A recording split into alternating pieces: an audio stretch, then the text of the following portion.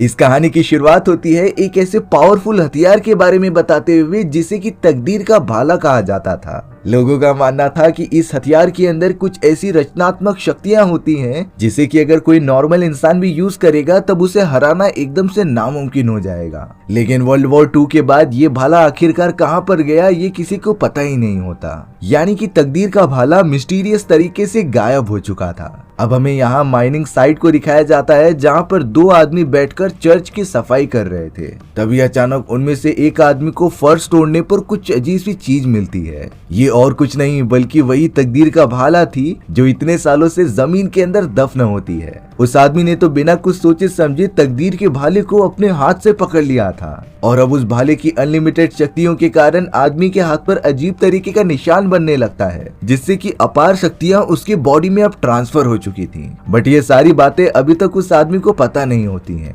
भाला हाथ में पकड़ते ही उस आदमी को चारों तरफ से अजीब तरीके की आवाजें सुनाई देने लगी थी। एक समय के बाद तो ये आवाजें बहुत ही ज्यादा डरावनी हो जाती हैं। इसीलिए वो आदमी बहुत ही ज्यादा डर के मारे वहां से लगातार भागने लगा था। तभी अचानक सामने से एक कार बहुत ही तेजी से आकर उस आदमी को टक्कर मार देती है। पर ताज्जुब की बात ये होती है कि उस आदमी को जरा भी चोट नहीं आई थी। उल्टा वो टकराने वाली कार ही पूरी तरीके से तहस नहस हो चुकी होती है। दरअसल ये सारी चीजें उस आदमी के साथ तकदीर के भाले की वजह से हो रही थी। अब उस आदमी को थोड़ा सा अंदाजा मिलने पर वो तकदीर के भाले को लेकर वहां से लगातार भागने लगा। वहीं पर हमें लंदन का सीन दिखाया जाता है जहां पर हम जॉन नाम के आदमी को देख रहे थे। दरअसल जॉन को बुलाया गया होता है एक लड़की के बॉडी में से डीमन को बाहर निकालने के लिए। उसे किसी भी तरीके से लड़की को शैतान से बचाना होगा और जॉन तो हमेशा से यही काम करता आ रहा है। यहाँ उस खतरनाक शैतान ने तो लड़की को पूरी तरीके से पॉसेस करके रखा था और उसे डैमेज भी पहुंचाता है।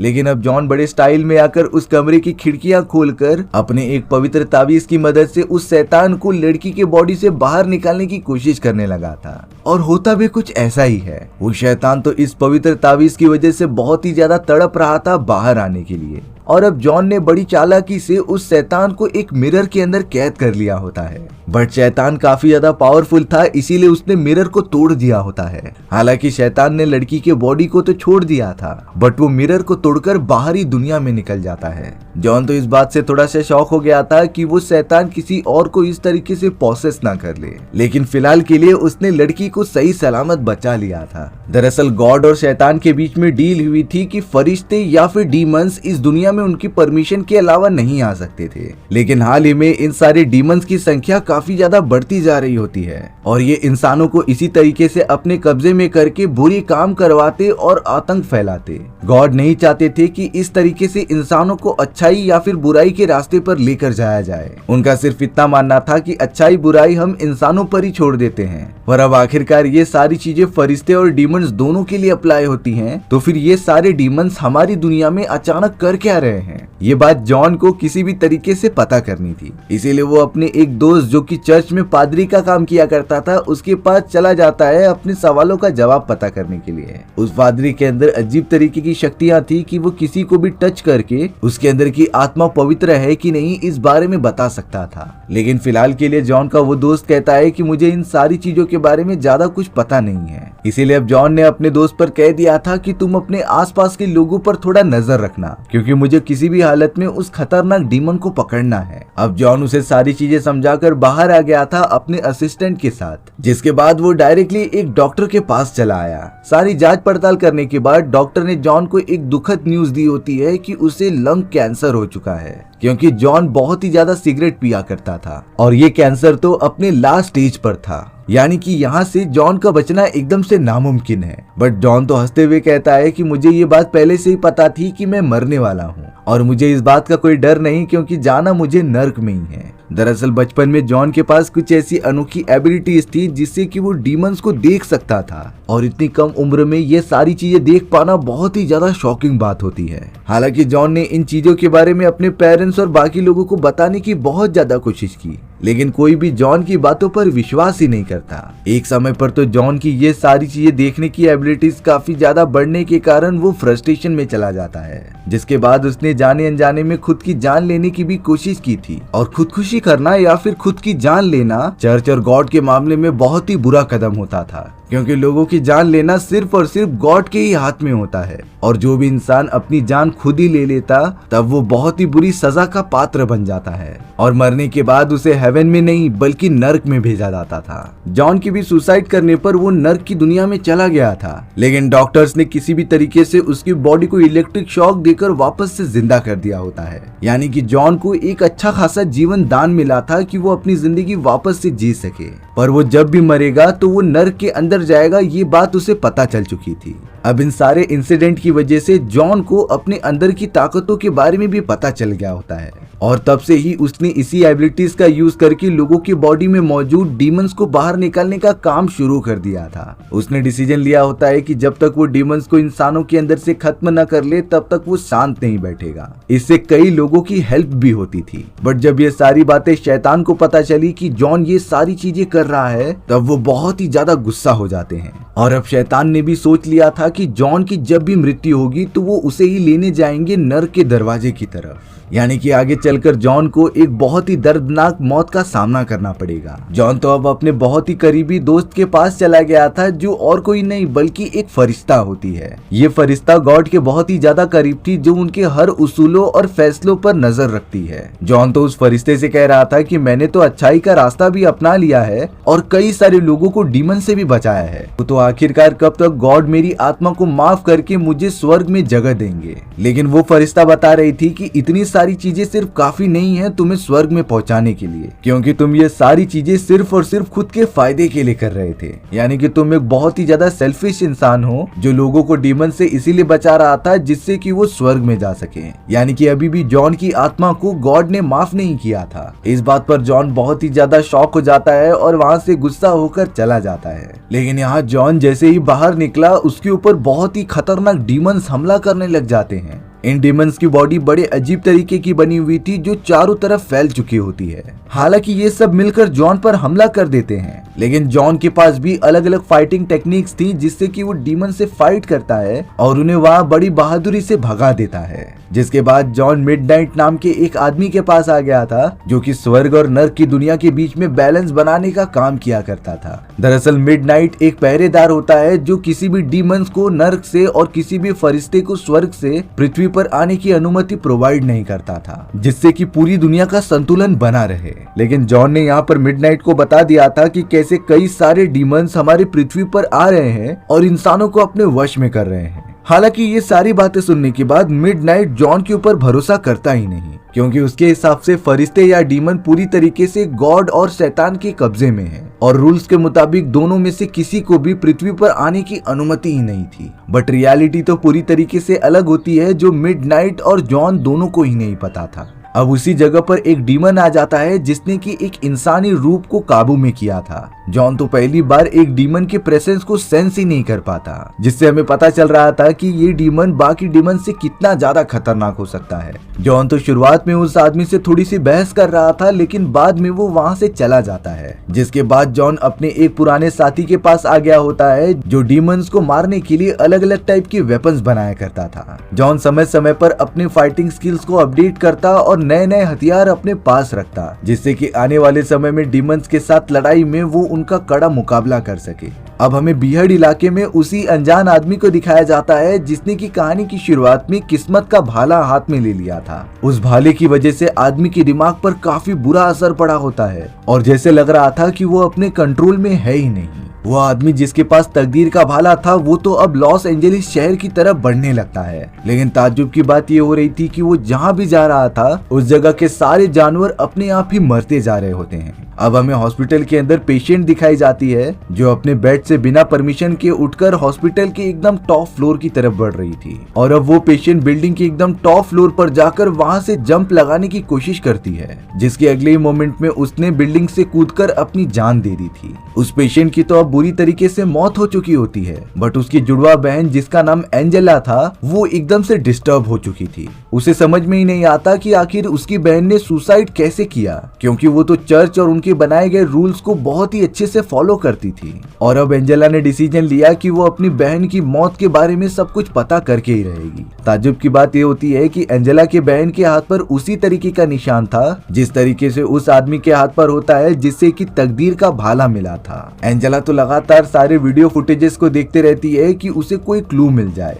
एंजेला ने नोटिस किया कि उसकी बहन ने मरने से पहले जॉन कॉन्स्टेंटीन का नाम पुकारा था। इसीलिए अब एंजेला आगे की पूछताछ करने के लिए जॉन के पास पहुंच जाती है। बट जॉन तो शुरुआत में एंजेला की मदद करने के लिए साफ साफ मना कर देता है, क्योंकि फिलहाल तो वो अपने नर की सजा और कई सारी चीजों में उलझा हुआ था। लेकिन एंजेला के जाते ही जॉन को इस बात का सेंस हो जाता है कि उसके पीछे कई सारे डीमंस पड़े हुए हैं जो शायद एंजेला को जान से मारना चाहते थे। इसीलिए जॉन इंसानियत के नाते एंजेला के पीछे पीछे चला गया उसकी मदद करने के लिए। कुछ ही देर के अंदर उन सारे डीमंस ने एंजेला और जॉन को पूरी तरीके से घेर लिया था। लेकिन जॉन के पास अब बहुत सारे एडवांस वेपन्स भी होते हैं जिसकी मदद से उसने सारे डीमंस को अच्छे से मजा चखाया और वहां से एंजेला को बचाकर निकल गया। अब इतनी ज्यादा रिक्वेस्ट करने की वजह से जॉन एंजेला की मदद करने के लिए रेडी हो जाता है कि वो उसकी बहन की इन्वेस्टिगेशन में मदद करेगा। लेकिन सबसे पहले जॉन को एंजेला की बहन की आत्मा से बात करनी पड़ेगी कि आखिरकार रियलिटी क्या है।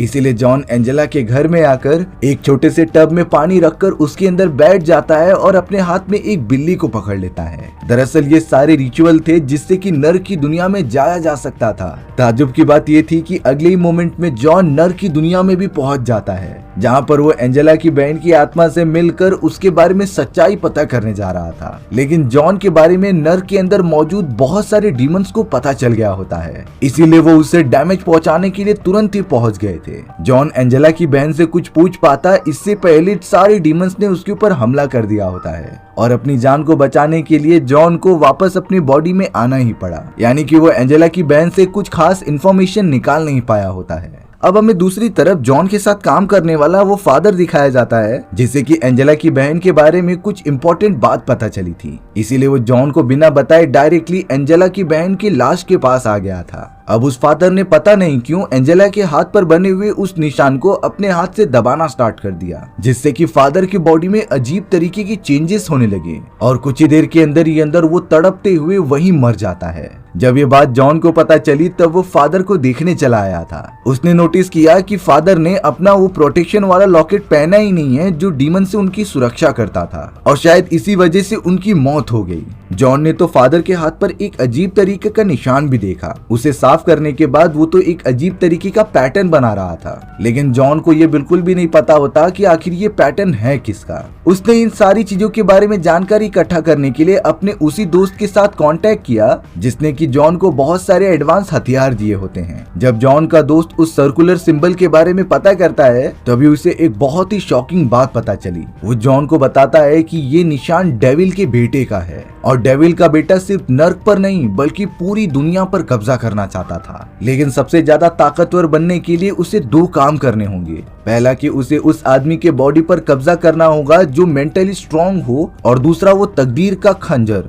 अगर ये दोनों शैतान के बेटे के पास आ गए तो उसे हराना एकदम से नामुमकिन हो जाएगा। हालांकि जॉन के दोस्त ने उसे ये सारी बातें बता दी होती हैं, लेकिन अगली मोमेंट में उसके आंखों के अंदर से मक्खियां बाहर निकलने लगी थी। देखते ही देखते उसकी पूरी बॉडी अजीब तरीके से पूरी मक्खियां घेर लेती हैं, जिससे दम घुटने के कारण उस आदमी की वहीं पर मौत हो गई थी। यानी कि शुरुआत से ही जो ये सारे कत्ल कर रहा था वो शैतान का बेटा होता है। जॉन तो एंजेला के पास पहुंचकर उसे सारी बातें बता रहा था। यहाँ एंजेला को पता चल चुका था कि शायद उसकी बहन को ये पहले से ही पता होता है कि शैतान का बेटा उसे प्रोसेस करने की जरूर कोशिश करेगा, क्योंकि एंजेला के बहन के पास भी दिमाग को कंट्रोल करने वाली वो सारी साइकिक पावर्स मौजूद थी और अगर शैतान का बेटा अपने मकसद में कामयाब हो गया तो चारों तरफ तबाही मच जाएगी। इसीलिए शायद एंजेला की बहन ने अपनी जान की कुर्बानी देने का डिसीजन लिया। एंजेला जॉन से कहती है कि वो सारी शक्तियां मेरे अंदर भी मौजूद थी, लेकिन एंजेला ने कभी इसका यूज नहीं किया, इसीलिए वो सारी पावर्स धीरे धीरे खत्म होती चली गई।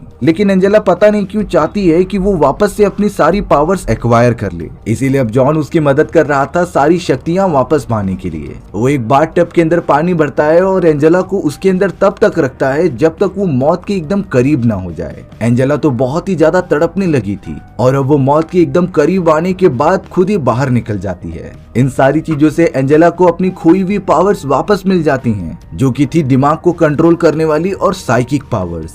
एंजेला जल्द से जल्द जॉन के पास आकर अपनी एनर्जी का यूज करके ये पता लगाती है कि शैतान का बेटा आखिर किन किन लोगों के साथ काम कर रहा है और लोगों को मार रहा है। एंजेला ने बताया कि एक खतरनाक शैतान जो कि उस शैतान के बेटे के लिए काम करता है, उसने एक बिजनेसमैन के ऊपर कब्जा कर लिया है और वही शैतान के बेटे के कहने पर आज तक के सारे कत्ल करते आ रहा था। दरअसल ये वही बिजनेसमैन होता है जो जॉन से पहले मिल चुका था। इसीलिए अब जॉन तुरंत ही अपने सारे एडवांस हथियार लेकर उस बिजनेसमैन यानी कि शैतान के पास पहुंच जाता है। जॉन ने तो सबसे पहले पहचान के लिए उसके मुंह पर हॉली वाटर फेंक दिया था, जिससे कि शैतान का आधा चेहरा दिखने लगा होता है और अब दोनों के बीच एक घमासान फाइट चालू हो जाती है।